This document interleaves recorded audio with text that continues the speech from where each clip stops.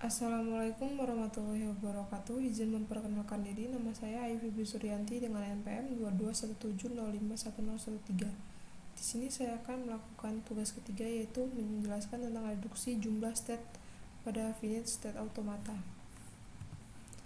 Jadi yang pertama itu mereduksi jumlah state pada finite state automata. Untuk suatu bahasa reguler, kemungkinan ada sejumlah deterministic finite automata yang dapat menerimanya. Perbedaannya hanyalah jumlah state yang dimiliki otomata. Otomata yang sangat kovarian tersebut. Tujuan tentu saja dengan alasan kepraktisan kita memilih otomata dengan jumlah state yang lebih sedikit. Sasaran kita kali ini adalah mengurangi jumlah state dari suatu finite state automata dengan tidak mengurangi kemampuannya untuk menerima suatu bahasa. Ada dua buah istilah baru yang perlu kita ketahui, yaitu yang pertama ada distinguishable yang berarti dapat dibedakan, yang kedua ada indistinguishable yang berarti tidak dapat dibedakan. Contoh penyederhanaan dari DFA. Jadi yang pertama ini gambarnya. Jadi yang pertama masuk dari sini S-nya Q0 dapat ke Q1 lalu berakhir di Q4. Awalnya itu di Q0 dan akhir itu di Q4.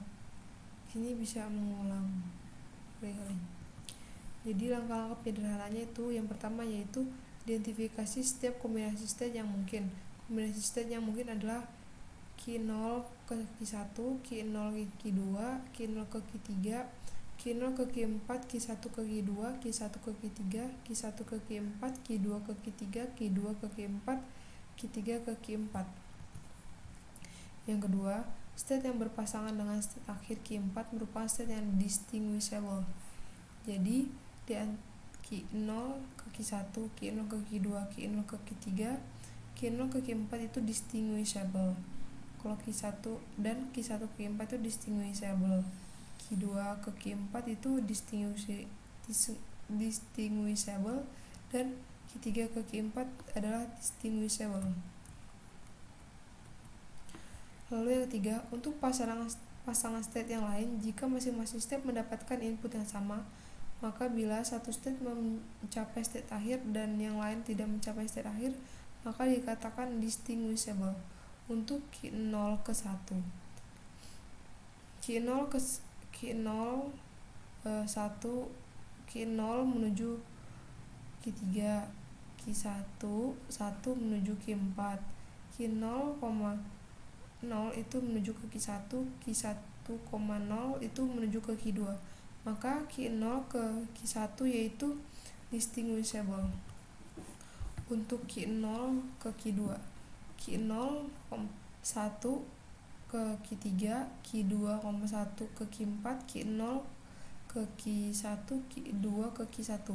Maka Q0 ke Q2 yaitu distinguishable. Untuk Q0 ke Q3, Q0 ke Q3, Q3 ke Q4, Q0 ke Q1, Q3 ke Q2. Maka Q0 ke Q3 adalah distinguishable. Lalu Q1 ke Q2, Q1 ke Q4, Q2 ke Q4, Q1 ke Q2, Q2 ke Q1. Maka Q1 ke Q2 adalah indistinguishable. Untuk Q1 ke Q3, Q1 ke Q4, Q3 ke Q4, Q1 ke Q2, Q3 ke Q2. Maka Q1 ke Q3 adalah indistinguishable.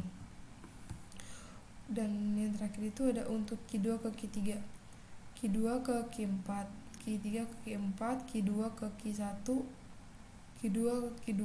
Maka Q2 ke Q3 itu indistinguishable. Langkah yang keempat adalah maka didapatkan pasangan state berikut. Q0 ke Q1 distinguishable, Q0 ke Q2, Q0 ke Q3, Q0 ke Q4 itu semuanya distinguishable. Kalau Q1 ke Q2, Q1 ke Q3 itu indistinguishable, Q1 ke Q4 itu distinguishable, Q2 ke Q3 itu indistinguishable, ke Q2 ke Q4